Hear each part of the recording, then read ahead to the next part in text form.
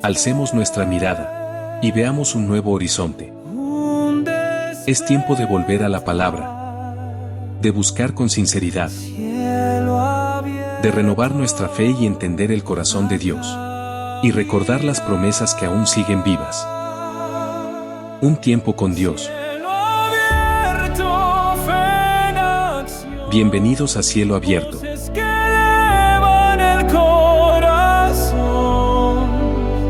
Bienvenidos a Cielo Abierto. Costa, sierra y selva, bienvenidos a Cielo Abierto. Y gracias porque nos permites ingresar a tu hogar con estas reflexiones de la palabra que esperamos construya Dios a través de su palabra un corazón nuevo que pueda entender la voz de Dios y el corazón de Dios. A Cielo Abierto te da la bienvenida y abrimos ahora nuestra Biblia en Génesis capítulo 4 y vamos al versículo 12. ¿Cuáles son los efectos de lo que Caín ha tomado como determinación que el pecado se enseñoree con él? De haber invitado a su hermano al campo y haberle dado muerte. Dios no ha cambiado. Dios sigue siendo el mismo y viene a buscarlo, viene a reconvenirlo. Y dice entonces en el versículo 12, Dios le describe los efectos sobre la tierra de sus decisiones. Cuando labres la tierra, Génesis 4:12, no te volverá a dar su fuerza, errante y extranjero serás en la tierra. Es decir,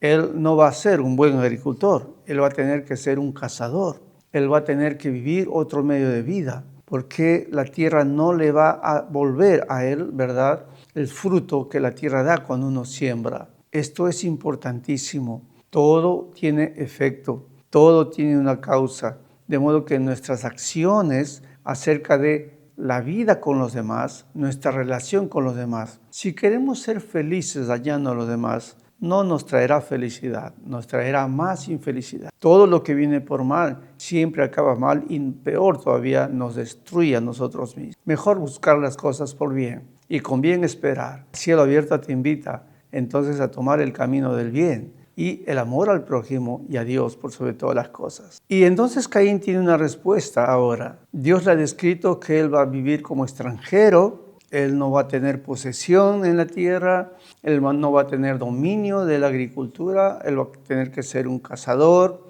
¿Y cuál es la respuesta de Caín? Versículo 13 dice, y dijo Caín, grande es mi castigo para ser soportado. Claro, imagínense la circunstancia en que se encuentra. Él está agrandando las consecuencias de lo que está recibiendo como fruto de sus acciones, pero a las consecuencias él le está llamando castigo, de modo que Caín está inventando un agresor. No existe un agresor, él es el mismo agresor contra la naturaleza y contra su propia naturaleza. Él es el mismo agresor, él se está autodestruyendo, haciendo oído a la voz de la serpiente. Él está destruyéndose, abriéndole la puerta al pecado. Él puede evadir, él puede cerrar la puerta, él puede enseñorearse sobre el pecado, pero él está aceptando que el pecado se enseñoree de él. Y entonces, en consecuencia, él lo que hace es inventa un agresor. Y él dice, Dios es agresor, y él pasa a ser la víctima. ¿Sabes? Cuando alguien empieza a victimizarse, o si tus palabras son de victimización, es que sencillamente estás escondiendo o tratando de ocultarte de una realidad. Toda persona que tropieza, toda persona que cae en el abismo, en la oscuridad, siempre hay consecuencias de sus acciones que están siendo parte de su vida. Entonces no hay que buscar quién o culpa de quién es lo que me está pasando, sino cómo con la ayuda de Dios y con la bendición de Dios que me llama, puedo hacer que mi camino sea diferente. La ruta a la puerta del paraíso, camino al árbol de la vida, está abierta y Dios está llamando. ¿Qué has hecho?, le dice a Caín. Y Caín está respondiendo, él victimizándose, diciendo, yo soy víctima de la voz de otros, yo soy víctima de tu voz también. Él no está con claridad, él está en tinieblas y las tinieblas crean entonces, como estamos diciendo, un agresor. Y para la teología, para la comprensión de Caín en la oscuridad, Dios es un agresor, Dios es un castigador. Esto es terrible porque esta teología cainita, como hemos evidenciado, ha pasado también a través del concepto judío al concepto judío cristiano. Y tenemos en cuenta nosotros que Dios, si en alguna manera, por más que ha llamado y se ha manifestado Israel también ha tomado conciencia bajo una teología cainita de que es Dios quien nos ha castigado, o que es Dios que los ha llevado a vivir las consecuencias de la historia que hemos conocido y vivimos hasta hoy en día.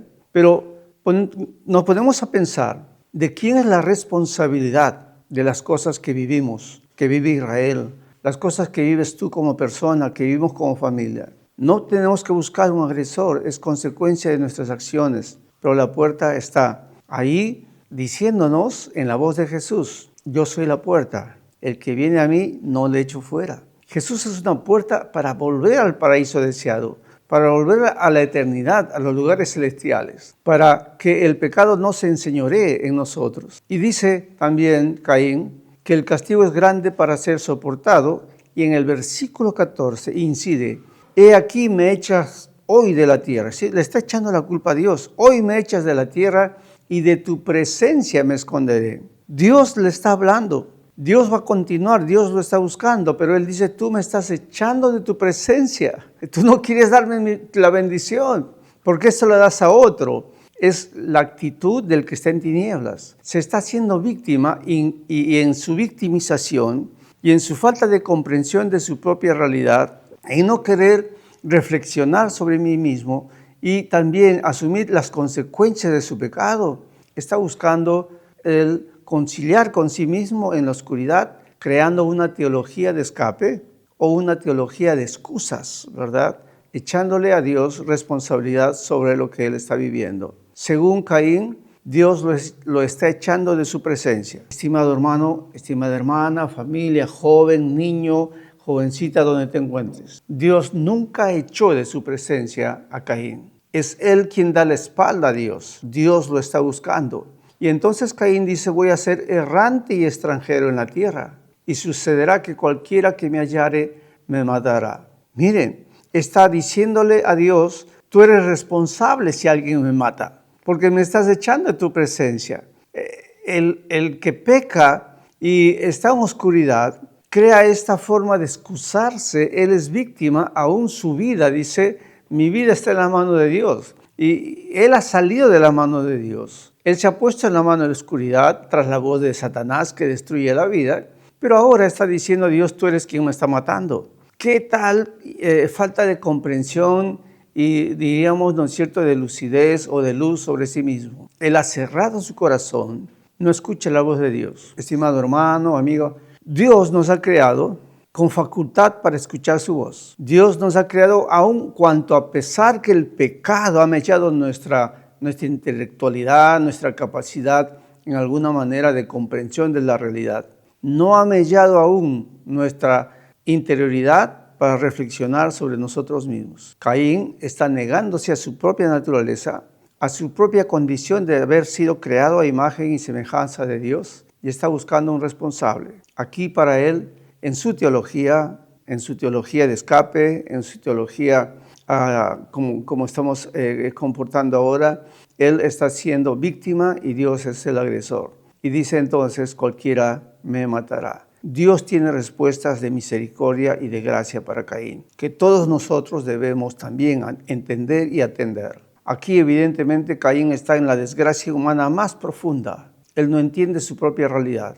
Pero Dios, ¿qué hacen ante esta circunstancia? Ante esta depravación, ante esta situación depravada de Caín, ¿qué hace Dios, el Dios de misericordias? El versículo 15 del capítulo 4 de Génesis: Dios le respondió: ciertamente cualquiera que matare a Caín, escuchen lo que dice Dios. Una vez más, no está empleando verbos, está trazando oraciones sustantivadas con adverbios, con preposiciones, conjunciones, para no dar juicios. Y dice Dios: ciertamente cualquiera que matare a Caín. Una vez más, la muerte aquí también es imperfecta. La muerte es solo un proceso, la vida continúa porque el hombre fue creado a la eternidad.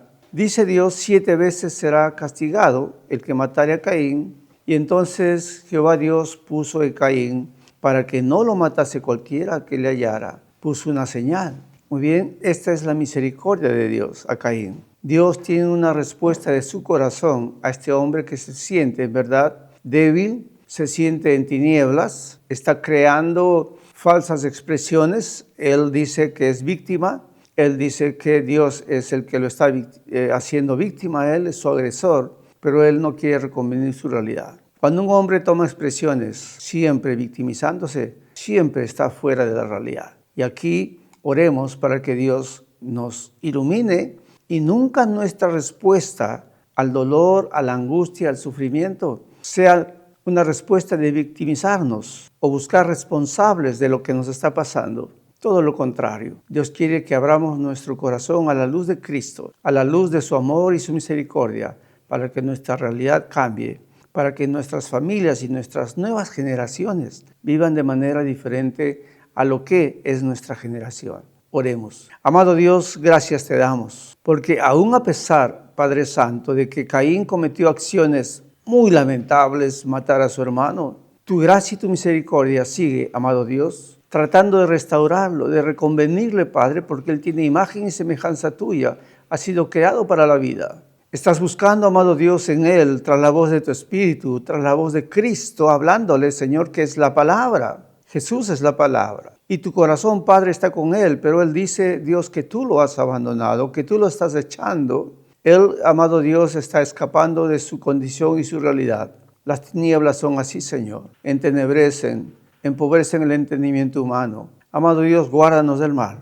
Líbranos de todo mal. Padre, tuyo es el reino, tuyo es el poder y la gloria por siempre. En tus manos queremos estar en luz, en la luz de Cristo, en la luz de tu palabra y tu amor. Amén. El mundo a veces parece estar en una profunda oscuridad. La Biblia llama a esta oscuridad pecado y sombra de muerte. Sin embargo, Dios no nos abandonó en esta oscuridad. Desde hace mucho tiempo, prometió una gran luz que vencería la oscuridad. La luz de Cristo es como un faro en nuestra vida. Ilumina nuestro camino, nos permite conocer el verdadero rostro de Dios, expulsa la oscuridad que hay en nosotros y nos da verdadera libertad y vida.